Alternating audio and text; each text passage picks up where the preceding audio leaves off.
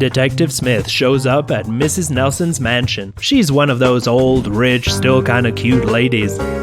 Her butler, Arnold, is waiting at the door. He takes Detective Smith to a terrace, where he sees a good-looking lady in a wheelchair. She has a tube in her nose, attached to an oxygen cylinder. Mrs. Nelson was very sick. I don't have much time left in this world. I'm in kind of a rush.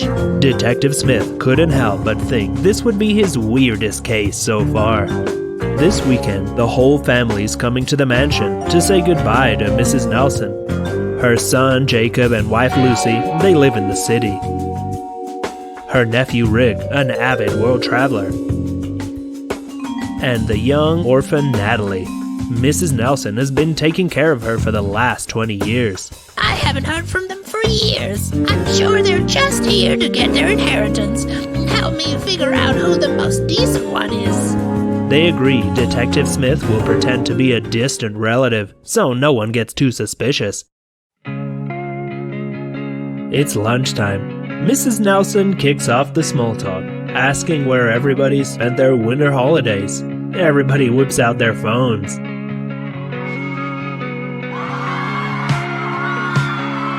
I spent 2 amazing weeks in the Alps.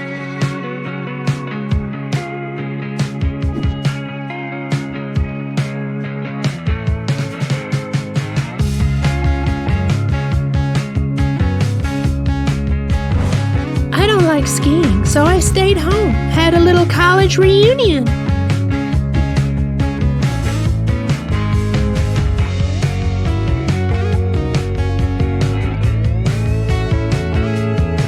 New Year in India was quite remarkable.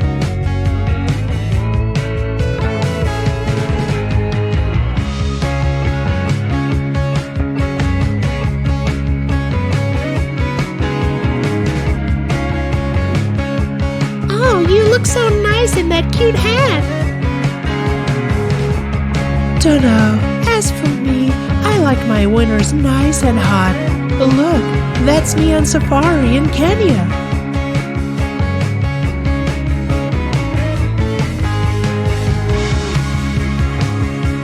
Detective Smith noticed something suspicious. He kept his poker face on though. Right after lunch, a storm breaks.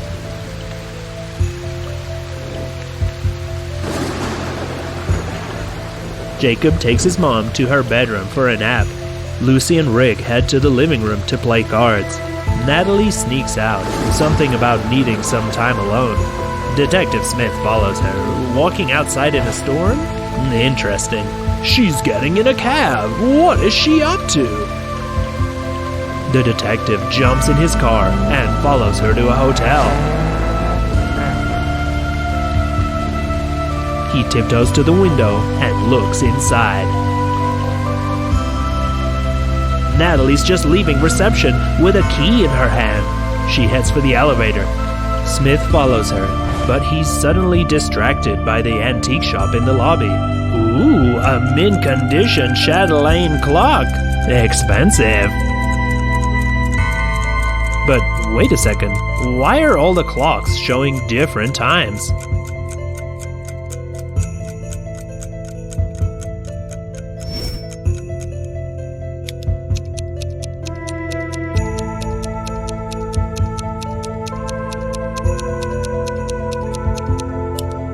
Clever.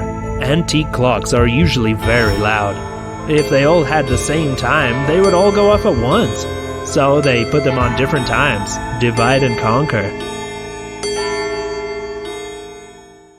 Smith digs in for a good old-fashioned stakeout. Who's Natalie meeting in secret? Hey, wake up, detective! Natalie's leaving! Smith opens his eyes. He took a 1-hour nap. Whoops, it even stopped raining. After a little bit of cursing, he heads back to the mansion. He parks his car just as it was before. What's up, buddy? Did I scare you? Sorry. You just keep right on warming yourself up on the hood of Jacob's car. Wait a sec. Wasn't it parked the other way earlier? Back in the living room. Lucy and Rick are still playing cards. But isn't there something wrong?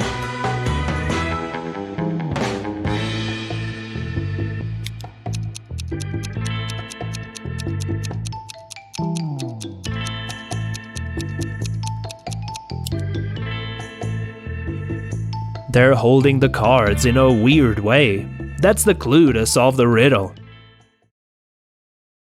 In the evening, Jacob and Lucy come downstairs, all dressed up. Their favorite opera singer is performing tonight. They're going.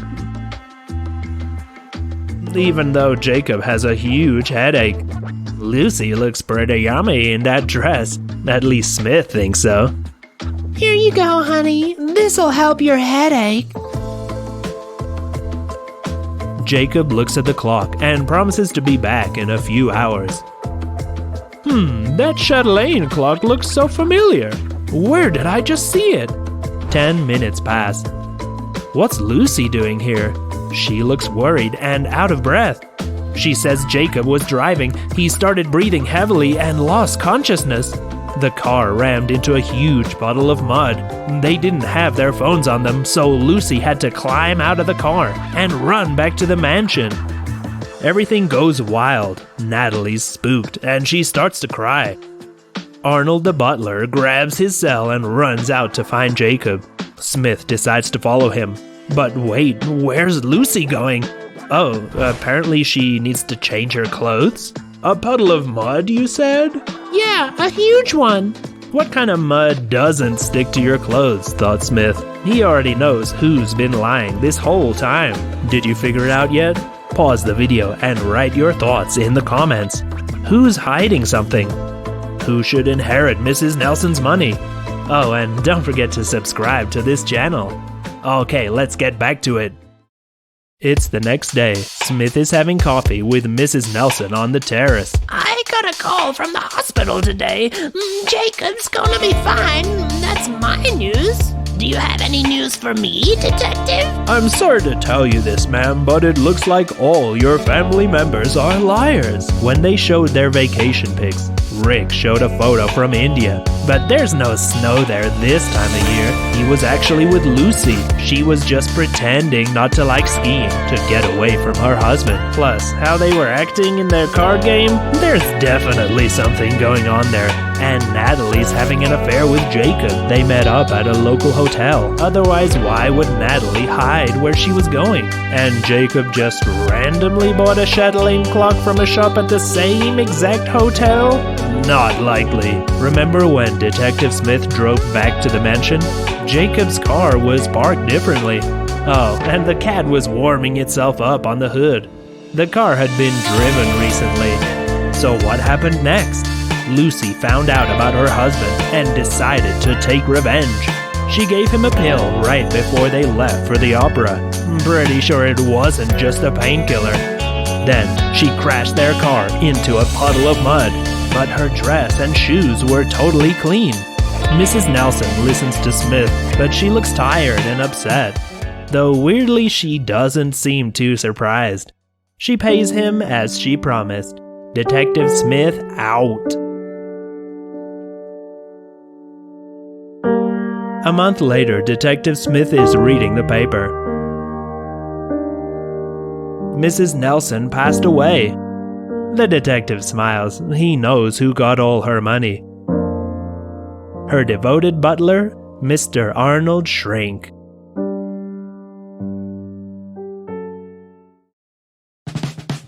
Nice.